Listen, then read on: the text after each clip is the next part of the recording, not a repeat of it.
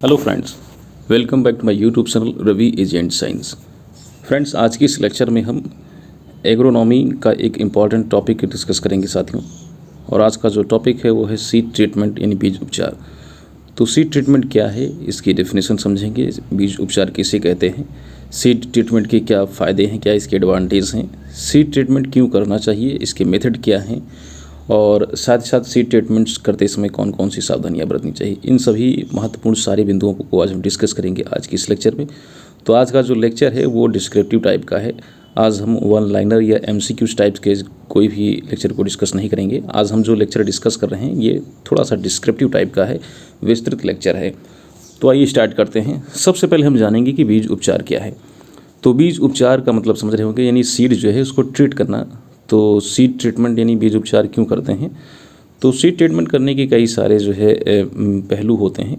तो जैसा कि आपको पता है कि जो फसलों के जो रोग होते हैं, फसलों के रोग उनको बीज के द्वारा लगते हैं, उनकी मिट्टी के द्वारा फैलते हैं, या फिर हवा के माध्यम से ये स्प्रेड होते हैं, फैलते हैं। फसलों में जो डिजीज़ होती हैं वो मेजरली ये 3 मेथड होते हैं जहाँ से फैलते हैं।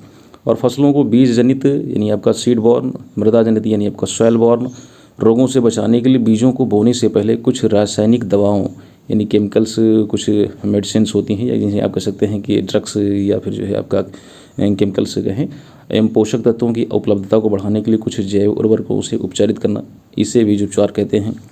तो अगर सीधे सीधे शब्दों में समझें तो विभिन्न प्रकार के रोगों के जो माध्यम है, यानी आपका बीज के द्वारा, मिट्टी के द्वारा, हवा के द्वारा जो रोग फैलते हैं फसलों में, इन माध्यमों से, स्पेशली आपका बीज के द्वारा और मृदा के द्वारा जो रोग फैलते हैं, इनसे बचाने के लिए, और साथ ही साथ जो है पोषक तत्व की उपलब्धता को बढ़ाने के लिए, जो भी हमारा जो फसल है, क्रॉप है, तो उसके सीड को जब हम ट्रीट करते हैं तो हम उसमें न्यूट्रिएंट्स की अवेलेबिलिटी यानी न्यूट्रिएंट की उपलब्धता को बढ़ाते हैं। तो ये कुछ महत्वपूर्ण जो है पहलू होते हैं सीड ट्रीटमेंट करने के, बीज उपचार करने के। तो एकदम सरल शब्दों में समझ लें तो बीज उपचार क्या है। तो बीज उपचार का मतलब है कि बीज जनित एवं मृदा जनित रोगों से बचाने के लिए बीज को बोने से पहले कुछ रासायनिक दवाओं या पोषक तत्वों की उपलब्धता बढ़ाने के लिए जब हम जैव उर्वरकों यानी जो बायो फर्टिलाइजर से उनको ट्रीट करते हैं, तो इसे ही बीज उपचार यानी इसे ही सीड ट्रीटमेंट कहा जाता है। समझ गए होंगे बीज उपचार क्या है। तो बीज उपचार का जो मेन पहलू ये है कि बीज उपचार से हम उनके जो रोग होते हैं, रोगों को फैलने से रोका जाता है। बुआई से पहले एक ट्रीटमेंट किया जाता है, रासायनिक उपचार किया जाता है, और साथ ही साथ हम उनमें पोषक तत्वों की उपलब्धता बढ़ाने के लिए उनको हम जैव उर्वरकों के साथ भी ट्रीट करते हैं। तो इसे ही सीड ट्रीटमेंट, इसे ही बीज उपचार कहते हैं। अब आइए जानते हैं कि बीज उपचार के फ़ायदे क्या हैं, क्या क्या इसके एडवांटेज हैं। तो साथियों, बीज उपचार के फ़ायदे हैं जैसा कि बीज जो अंकुरण में वृद्धि होती है, यानी सीड जर्मिनेशन का जो परसेंटेज होता है वो गेन कर जाता है, वो बढ़ जाता है। तो पहला फ़ायदा ये है कि बीज अंकुरण में वृद्धि हो जाएगी। दूसरा फ़ायदा ये है कि प्रारंभिक और समान रूप से खड़ा होना व विकसित होना। मतलब जब हम सीड ट्रीटमेंट करते हैं तो जो क्रॉप्स होती है, हमारी जो फसल होती है, वो इनिशियल स्टेज में वो जो है आप देखेंगे, जैसे मान लीजिए आपने सीड बोई हुई है, ठीक है, लाइन में आपने पंक्तियों में बोया हुआ है, तो आपको पंक्ति में बराबर मात्रा में जो है आपको पौधे दिखाई देंगे। अगर आपने सीड ट्रीटमेंट नहीं किया है, बीज उपचार नहीं किया है, तब उसका ये परिणाम हो सकता है कि बहुत सारे पौधे हो सकते हैं वो जर्मिनेट ना किए हों। तो ये प्रारंभिक और समान रूप में आप देखेंगे कि जो पौधे हैं वो आपको खड़े हुए दिखाई देंगे, विकसित हुए दिखाई देंगे। फली की फसल में नोडुलेशन बढ़ता है। तो जो लेग्यूम क्रॉप्स होती हैं जिनमें फलियां पाई जाती हैं, यानी आप जिन्हें पल्स क्रॉप कह सकते हैं, तो इनमें नोडुलेशन में मतलब इनमें जो गांठें होती हैं वो गांठों की संख्या बढ़ जाती है। और गांठों की संख्या का बढ़ना सीधा सा ये दर्शाता है कि उसमें जो है आपका जो न्यूट्रिएंट्स की अवेलेबिलिटी यानी न्यूट्रिएंट्स यानी पोषक तत्वों की उपलब्धता को बढ़ा देता है। और बात करें तो मिट्टी और पत्ते के अनुप्रयोग से बेहतर है, ठीक है, सॉइल जो होता है या जो लीफ होती है, इनके एप्लीकेशन से जो है आपका ज़्यादा बेहतर होता है। और साथ ही साथ आपका प्रतिकूल परिस्थितियों में भी एक समान फसल, यानी जो एडवर्स कंडीशन होती हैं, एडवर्स कंडीशन में भी हमारे जो क्रॉप्स होती है वो बेहतर तरीके से जो है विकसित होती है। तो ये कुछ फ़ायदे होते हैं मेजर बीज उपचार के। अब हम बात करते हैं बीज उपचार की प्रक्रिया की, कौन कौन से मेथड हैं बीज उपचार के। तो बीज उपचार के मेजरली 3 मेथड हैं। कौन कौन से हैं आइए डिस्कस करते हैं। बीज उपचार के जो 3 मेथड हैं, पहला है बीज की ड्रेसिंग करना। तो ड्रेसिंग करने का मतलब ये है, उसको हम फैला लेते हैं सरफेस पर, किसी पॉलीथीन पर या किसी सतह पर हम बीज को ऐसे फैला देते हैं। फिर उसके बाद हमारा जो भी एक रसायन होता है, उस रसायन को हम उसमें मिला देते हैं यांत्रिक रूप से। तो बीज ड्रेसिंग क्या है? जो बीज उपचार का सबसे आसान या सबसे आम तरीका है, कॉमन जो है मेथड है। और बीज या तो एक सूखे मिश्रण या लुगदी अथवा तरल घोल के रूप में उपचारित किया जाता है। तो इसमें 2-3 मेथड हो सकते हैं, या तो उसको हम ड्राई मिक्सर के रूप में, या फिर आप उसको वेट मिक्सर के रूप में, लिक्विड के रूप में, या फिर आप उसे उसका लुगदी बना लेंगे। इन 2-3 मेथड से आप जो है उसको ट्रीट कर सकते हैं बीज को।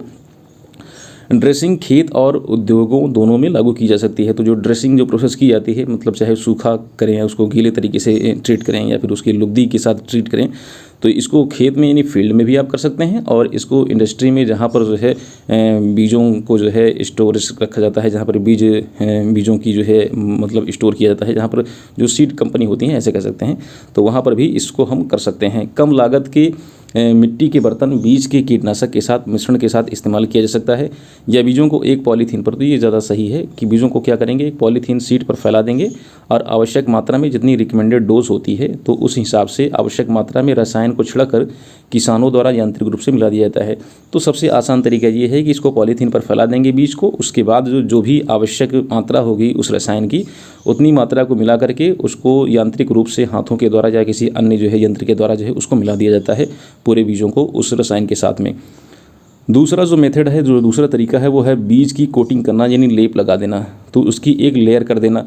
तो बीज पर अच्छे तरीके से चिपकने के लिए एक बाइंडर, एक मिक्सर चिपकने के लिए मिश्रण के साथ में एक विशेष बाइंडर का प्रयोग करते हैं। तो इसमें एक ऐसे कोटेड मटेरियल का भी इस्तेमाल करते हैं जो कि इसको कोट कर ले, तो उसके साथ केमिकल भी बाइंड हो जाता है सीड में। तो कोटिंग यानी बीज की जो कोटिंग है, तो इसके लिए हमें एक बाइंडर की आवश्यकता होती है। और कोटिंग के लिए उद्योग द्वारा उन्नत उपचार यानी आपका सुप्रीम लेवल का ट्रीटमेंट जो है प्रौद्योगिकी की आवश्यकता होती है। तो इसके लिए स्पेशली जो कोटिंग की जाती है, कोटिंग इसको घरों में नहीं की जाती है, इसको जो है इंडस्ट्री में उद्योगों के द्वारा जो है सीड की कोटिंग की जाती है। और जो तीसरा मेथड है वो है आपका सीड की पैलेटिंग करना। तो पैलेटिंग में क्या करते हैं, पैलेट मतलब यानी छोटे छोटे से उनका जो कह सकते हैं कि इस मेथड्स के द्वारा जो सीड पैलेटिंग की मेथड्स इस माध्यम से जो है हम उनकी जो शारीरिक संरचना को बदल देते हैं, उसको हम गोलियों के रूप में या फिर अलग साइज़ों में जो है उसको हम आकार दे देते हैं।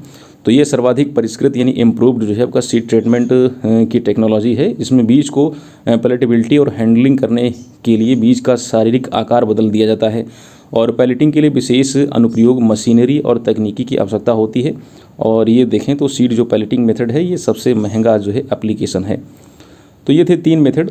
और अब हम बात करेंगे बीज उपचार क्रम की, कि अगर आप फंगस मतलब रोगों के लिए अगर आप वो कर रहे हैं, कीट पतंगों के लिए कर रहे हैं, या फिर आप उसको कल्चर कर रहे हैं, तो आप किस सीक्वेंस में, किस क्रम में इस उपचार को करेंगे। तो साथियों इस बीज उपचार का क्रम जो है वो FIR है। इसको अगर आप याद कर लेंगे तो आसानी से आप इसे समझ पाएंगे। तो F का मतलब फंगीसाइड, I मीन्स आपका इंसेक्टिसाइड, और R का मतलब आपका राइजोबियम यानी कल्चर से मतलब है।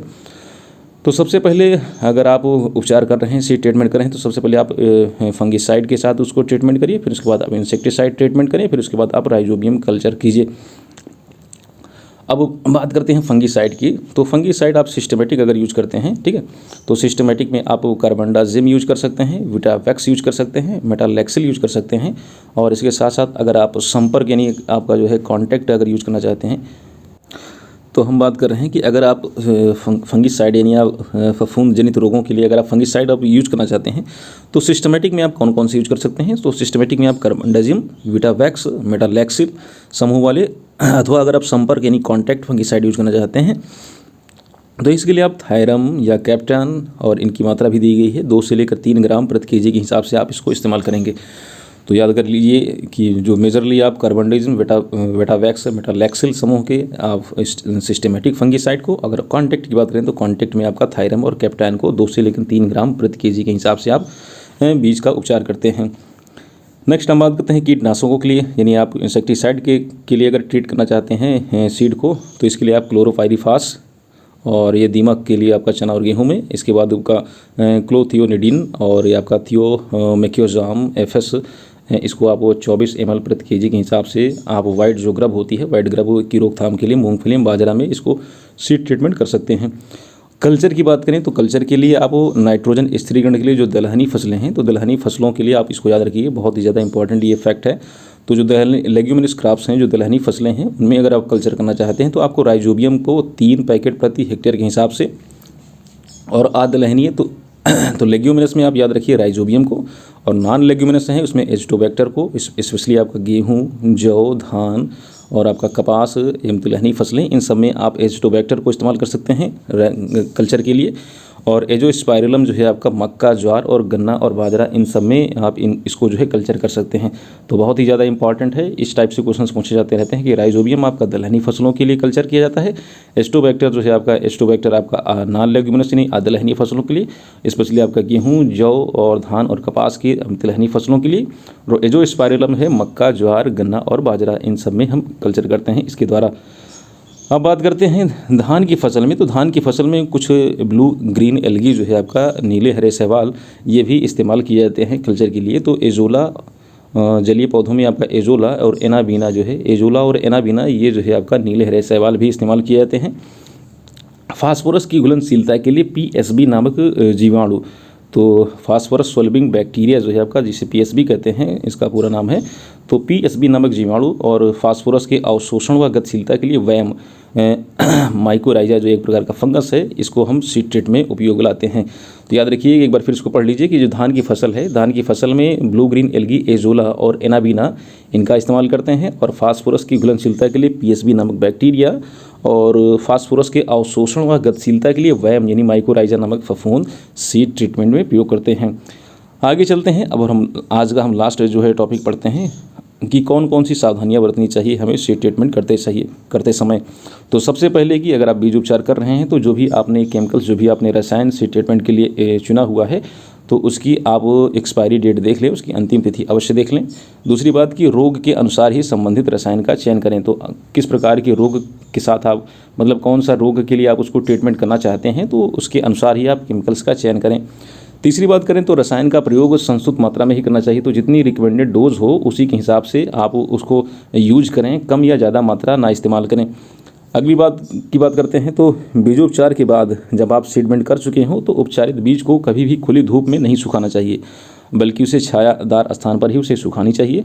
और नेक्स्ट अगली बात जो है ये है कि बीजोपचार के बाद यानी आप जब आप सीडमेंट कर चुके हैं तो जो उपचारित बीज है यानी जो ट्रीटेड आपका सीड है उसे 4 घंटे के अंदर बुआई कर देनी चाहिए। और लास्ट पॉइंट ये ध्यान रखना चाहिए कि बीज शोधन के समय हाथ में दस्ताने और चेहरे पर जो है साफ़ कपड़ा बांधना चाहिए, और बीज शोधन के पश्चात हाथ, पाँव व चेहरा को साबुन से भली बात धो लेना चाहिए। तो ये थी कुछ सावधानियाँ जब आप सीड ट्रीटमेंट करते हैं, तो इन सब सावधानियों को भी आपको ध्यान में रखना चाहिए। तो साथियों, ये था आज का हमारा लेक्चर, जिसमें हमने सीड ट्रीटमेंट यानी बीज उपचार से संबंधित कुछ महत्वपूर्ण बातों को देखा, और उसमें हमने जाना कि सीड ट्रीटमेंट क्या है, सीड ट्रीटमेंट के क्या फ़ायदे हैं, सीड ट्रीटमेंट की कौन कौन सी विधियां हैं, और हम बीज उपचार करते हैं तो बीज उपचार करते समय उसका क्रम क्या रखते हैं।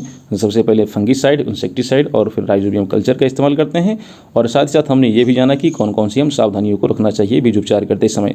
तो बस आज की इस लेक्चर में इतना ही। जल्द ही एक नए लेक्चर के साथ आपसे मुलाकात करते हैं, आपसे रूबरू होते हैं। तब तक के लिए जय हिंद, जय भारत।